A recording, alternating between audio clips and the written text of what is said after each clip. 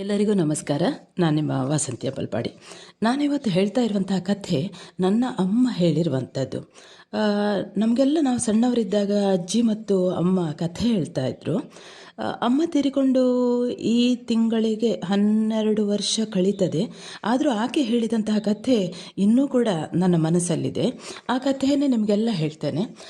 ಕಥೆಯನ್ನು ಕೇಳಿ ಲೈಕ್ ಮಾಡಿ, ಒಂದು ಕಮೆಂಟ್ ಕೊಡಿ, ಹಾಗೆ ಸಬ್ಸ್ಕ್ರೈಬ್ ಮಾಡಿಕೊಳ್ಳಿ. ಒಂದು ಊರಿನಲ್ಲಿ ಒಂದು ಅಜ್ಜಿ ಇದ್ಲಂತೆ.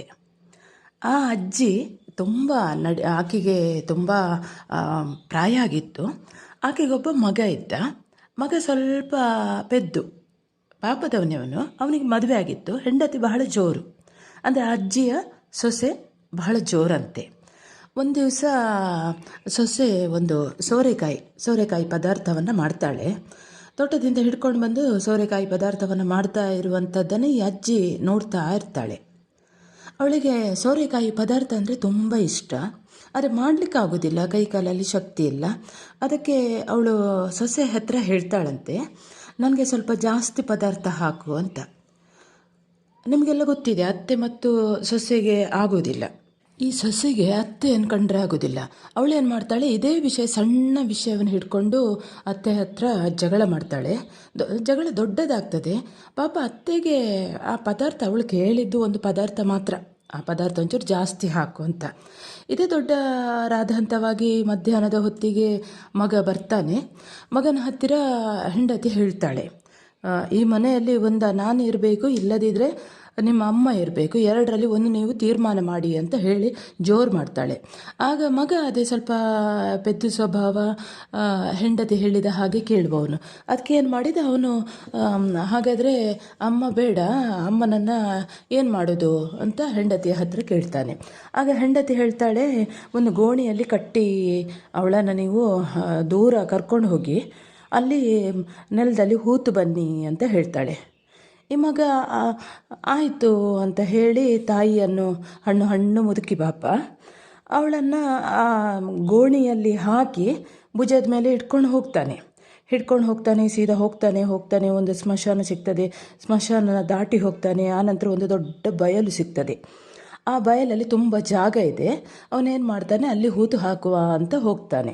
ಹೂತು ಹಾಕಲಿಕ್ಕೆ ಅದೇ ಹೆಗಲಲ್ಲಿದ್ದಂತಹ ಗೋಣಿ ಚೀಲವನ್ನು ಕೆಳಗಿಳಿಸ್ತಾನೆ. ಆವಾಗ ಅವನಿಗೆ ನೆನಪಾಗ್ತದೆ, ನಾನು ಮಣ್ಣು ಅಗಿಲಿಕ್ಕೆ, ಹೊಂಡ ತೋಡಲಿಕ್ಕೆ ಹಾರೆ ಹಿಡ್ಕೊಂಡು ಬರಲಿಲ್ಲ ಅಂತ. ಅದಕ್ಕೆ ಅವನೇನು ಮಾಡ್ತಾನೆ, ಆ ಮೂಟೆಯನ್ನು, ಆ ಗೋಣಿ ಚೀಲವನ್ನು ಅಲ್ಲೇ ಇಡ್ತಾನೆ. ಹಾರೆ ತಕ್ಕೊಂಡು ಬರಲಿಕ್ಕೆ ಹೋಗ್ತಾನೆ. ಅಷ್ಟು ಹೊತ್ತಿಗೆ ಆ ಬಯಲಲ್ಲಿ ಮಕ್ಕಳು ಆಟ ಆಡಲಿಕ್ಕೆ ಬಂದಿರ್ತಾರೆ. ಆಟ ಆಡಲಿಕ್ಕೆ ಬರುವಾಗ ಆ ಗೋಣಿ ಅಲ್ಲಾಡೋದನ್ನು ನೋಡ್ತಾರೆ. ನೋಡ್ತಾರೆ. ಈ ಮಕ್ಕಳು ಏನು ಮಾಡ್ತಾರೆ, ಅದನ್ನು ಮೆಲ್ಲ ಬಿಚ್ಚುವಾಗ ಅಜ್ಜಿ ಹೊರಗೆ ಬರ್ತಾಳೆ. ಹೊರಗೆ ಬಂದು ಅವಳು ವಿಷಯ ತಿಳಿಸ್ತಾಳೆ, ಹೀಗೆ ನನ್ನ ಸೊಸೆ ನನ್ನ ಮಗನ ಹತ್ತಿರ ನನ್ನನ್ನು ಹೂತು ಬರಲಿಕ್ಕೆ ಹೇಳಿದ್ಲು. ಅವ ಇನ್ನೂ ಹಾರೆ ಹಿಡ್ಕೊಂಡು ಬಂದಿರಲಿಲ್ಲ, ಹಾರ ಹಿಡ್ಕೊಂಡು ಬರಲಿಕ್ಕೆ ಹೋಗಿದ್ದಾನೆ ಅಂತ ಹೇಳಿದಾಗ ಆ ಮಕ್ಕಳು ಹೇಳ್ತಾರೆ, ಆಯ್ತು ಅಜ್ಜಿ, ನೀವು ಬೇಗ ಹೋಗಿ ಇಲ್ಲಿಂದ ಅಡಗಿ ಕೂತ್ಕೊಳ್ಳಿ ಹೇಳ್ತಾರೆ. ಆಗ ಈ ಅಜ್ಜಿ ಅಲ್ಲಿ ಸ್ವಲ್ಪ ಮುಂದೆ ಬೇಗ ಹೋಗಿ ಒಂದು ಮರದ ಮರೆಯಲ್ಲಿ ಅಡಗಿ ಕೂತ್ಕೊಳ್ತಾರೆ. ಈ ಮಕ್ಕಳು ಏನು ಮಾಡ್ತಾರೆ, ಅಲ್ಲೇ ಇದ್ದ ಕಲ್ಲುಗಳನ್ನೆಲ್ಲ ಒಟ್ಟು ಮಾಡಿ ಆ ಗೋಣಿ ಚೀಲದಲ್ಲಿ ತುಂಬಿಸಿ ಕಟ್ಟಿ ಇಡ್ತಾರೆ. ಅಷ್ಟು ಹೊತ್ತಿಗೆ ಮಗ ಬರ್ತಾನೆ, ಹಾರೆ ಹಿಡ್ಕೊಂಡು ಬರ್ತಾನೆ. ಈ ಅಜ್ಜಿ ಪಾಪ ನೋಡ್ತಾ ಇರ್ತಾಳೆ. ಅವಳಿಗೆ ತುಂಬ ಬೇಜಾರಾಗ್ತದೆ, ಮಗ ಈ ರೀತಿ ಮಾಡ್ತಾ ಇದ್ದಾನಲ್ಲ ಅಂತ. ಮಗ ಏನು ಮಾಡ್ತಾನೆ, ಗುಂಡಿ ತೋಡ್ತಾನೆ, ಹಾರೆಯಲ್ಲಿ ಅಗ್ದು ಗುಂಡಿ ತೋಡ್ತಾನೆ. ಆ ಗೋಣಿಯನ್ನು ಆ ಗುಂಡಿಯ ಒಳಗೆ ಇಟ್ಟು ಮುಚ್ಚಿ ಹೋಗ್ತಾನೆ. ಅವನು ಸೀದಾ ಹೋಗ್ತಾನೆ. ಈ ಅಜ್ಜಿ ಯೋಚನೆ ಮಾಡ್ತಾಳೆ, ಇನ್ನು ನಾನು ಮನೆಗೆ ಹೋದರೆ ನನ್ನನ್ನು ಅವರೇನು ನೋಡ್ಕೊಳ್ಳಿಕ್ಕಿಲ್ಲ, ಏನು ಮಾಡೋದು ಅಂತ ಸೀದಾ ನಡ್ಕೊಂಡು ಹೋಗ್ತಾಳೆ. ತುಂಬ ಸಾಕಾಗಿ ಹೋಗಿದೆ ಪಾಪ. ಏನು ಮಾಡೋದು.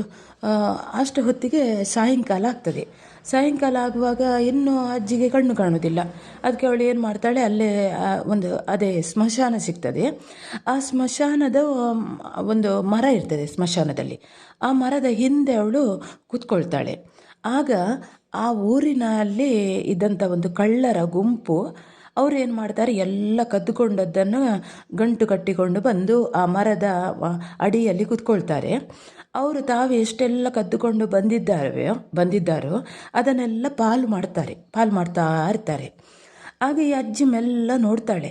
ಅವಳು ಹೇಳ್ತಾಳೆ, ಮಗ ನಂಗೊಂದು ಪಾಲು ಕೊಡ್ತೀಯಾ ಅಂತ.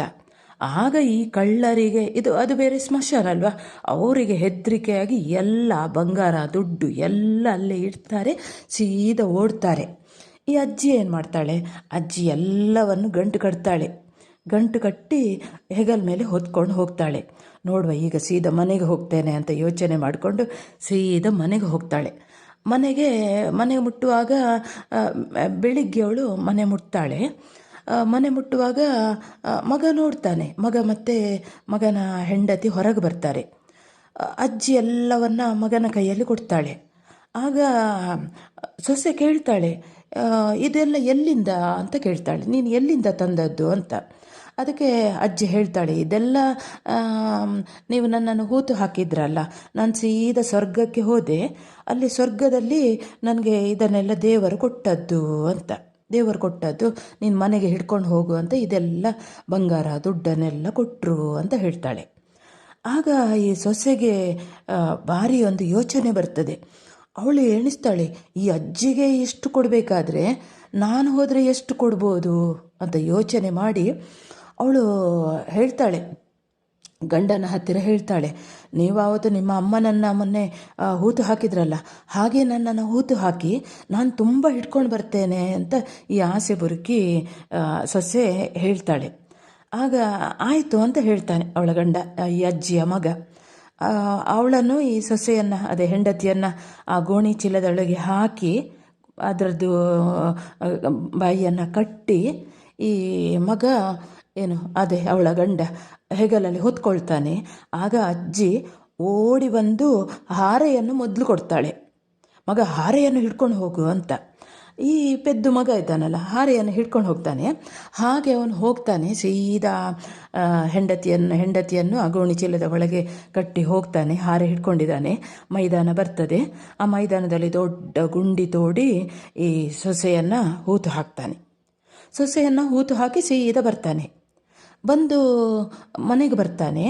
ಅಜ್ಜಿ ಭಾಳ ಖುಷಿಯಲ್ಲಿ ಇರ್ತಾಳೆ. ಈಗ ಮನೆಗೆ ಬರ್ತಾನೆ. 1-2 ದಿವಸ ಆಗ್ತದೆ, 3 ದಿವಸ ಆಗ್ತದೆ, 4 ದಿವಸ ಆಗ್ತದೆ. ತಾಯಿಯ ಹತ್ರ ಹೋಗಿ ಮಗ ಕೇಳ್ತಾನೆ, ಅದೇ ಅಜ್ಜಿಯ ಹತ್ರ. ಅಜ್ಜಿ ಹೇಳ್ತಾಳೆ, ಅಮ್ಮ ಇನ್ನೂ ಸಹ ಅವಳು ನನ್ನ ಹೆಂಡತಿ ಬರಲಿಲ್ಲ, ಏನು ಇಷ್ಟು ಸಮಯ ಆದರೂ ಬರಲಿಲ್ಲ ಅಂತ ಕೇಳ್ತಾನೆ. ಆಗ ಅಜ್ಜಿ ಹೇಳ್ತಾಳೆ, ನೀನು ಹೋಗು, ಒಂದು ಕೆಲಸ ಮಾಡು, ನೀನು ಮನೆಗೆ ಹೋಗಿ ಕೇಳಿ ಬಾ, ನಿಮ್ಮ ಅಮ್ಮನನ್ನು ಕೊಡ್ತೀರಾ ಅಂತ ಕೇಳಿ ಬಾ ಹೇಳ್ತಾಳೆ. ಈ ಪೆದ್ದು ಮಗ ಮನೆಗೆ ಹೋಗ್ತಾನೆ.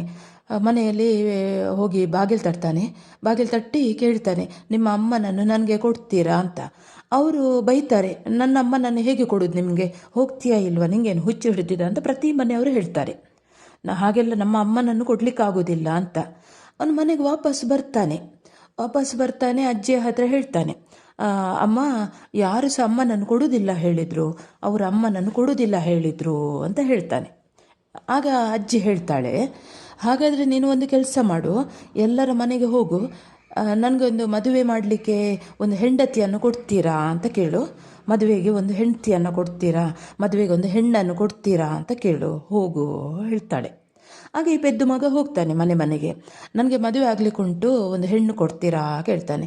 ಆಯಿತು ಹೇಳ್ತಾರೆ ಎಲ್ಲರೂ ಸಹ, ಇಡೀ ಊರಿನವರು ಸಹ ಆಯಿತು ಹೇಳ್ತಾರೆ. ಅವನು ವಾಪಸ್ ಮನೆಗೆ ಬರ್ತಾನೆ. ಮನೆಗೆ ಬಂದು ಅಜ್ಜಿಯ ಹತ್ರ ಹೇಳ್ತಾನೆ, ಅಮ್ಮ ಆಯಿತು, ಹೆಣ್ಣು ಕೊಡ್ತೇನೆ ಹೇಳಿದರು, ಹೆಂಡತಿ ಕೊಡ್ತೇನೆ ಹೇಳಿದರು ಅಂತ.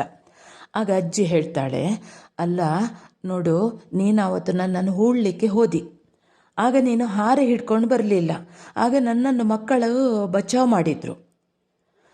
ಆನಂತರ ನೀನು ನಿನ್ನ ಹೆಂಡತಿಯನ್ನು ಹೂತು ಹಾಕಿದ್ದೆ, ಹೇಗೆ ಮಣ್ಣು ಹಾಕಿ ಬಂದಿದ್ದೆ, ಅವಳು ಬಚಾವ್ ಆಗ್ತಾಳಾ? ಇಲ್ಲ, ಅವಳು ಸತ್ತು ಹೋಗಿದ್ದಾಳೆ, ಅವಳು ನನಗೆ ಮೋಸ ಮಾಡಿದ್ದಾಳೆ. ನೀನು ನೋಡು, ಊರಿನಲ್ಲೆಲ್ಲ ಹೋಗಿ ಕೇಳಿದ್ದೆ, ಅಮ್ಮನನ್ನು ಕೊಡ್ತೀರಾ ಅಂತ ಕೇಳಿದಾಗ ಯಾರಾದರೂ ಅಮ್ಮನನ್ನು ಕೊಡ್ತಾರಾ? ಇಲ್ಲ, ಅಮ್ಮ ಪ್ರತಿಯೊಬ್ಬರಿಗೂ ಒಬ್ಬರೇ ಇರುವಂಥದ್ದು. ಒಂದು ಸಲ ಅಮ್ಮ ಕಳೆದು ಹೋದರೆ ಮತ್ತೆ ಬರುವುದಿಲ್ಲ, ಮತ್ತೆ ಎಷ್ಟು ಹಣ ಅಲ್ಲ ಏನು ಕೊಟ್ಟರೂ ಕೂಡ ಅಮ್ಮನನ್ನು ಮತ್ತೆ ತರಲಿಕ್ಕಾಗೋದಿಲ್ಲ. ಹೆಂಡತಿಯನ್ನಾದರೂ ತರ್ಬೋದು, ಹೆಂಡತಿ ಯಾರು ಬೇಕಾದರೂ ಹೆಣ್ಣನ್ನು ಮದುವೆ ಮಾಡಿ ಕೊಡ್ತಾರೆ. ಎಷ್ಟು ಪ್ರಾಯ ಆದರೂ ಕೂಡ ಹೆಂಡತಿ ಸತ್ತು ಹೋದರೆ ಇನ್ನೊಂದು ಹೆಣ್ಣನ್ನು ಕೊಡ್ತಾರೆ, ಮದುವೆ ಆಗ್ಬೋದು. ಅಮ್ಮನ ಹಾಗೆ ಅಮ್ಮನನ್ನು ಹಿಡ್ಕೊಂಡು ಬರಲಿಕ್ಕೆ ಆಗೋದಿಲ್ಲ, ಗೊತ್ತಾಯ್ತಾ ಮಗ, ನಿನ್ನ ಹೆಂಡತಿ ಇನ್ನೂ ಬರುವುದಿಲ್ಲ ಅಂತ ಅಜ್ಜಿ ತುಂಬ ನಗಾಡಿಕೊಂಡು ಹೇಳ್ತಾಳೆ. ಇಲ್ಲಿಗೆ ಈ ಕಥೆ ಮುಗೀತದೆ. ಹೌದು, ಇದರಲ್ಲಿ ಕೂಡ ಒಂದು ಸಂದೇಶ ಇದೆ. ಹೇಗೆ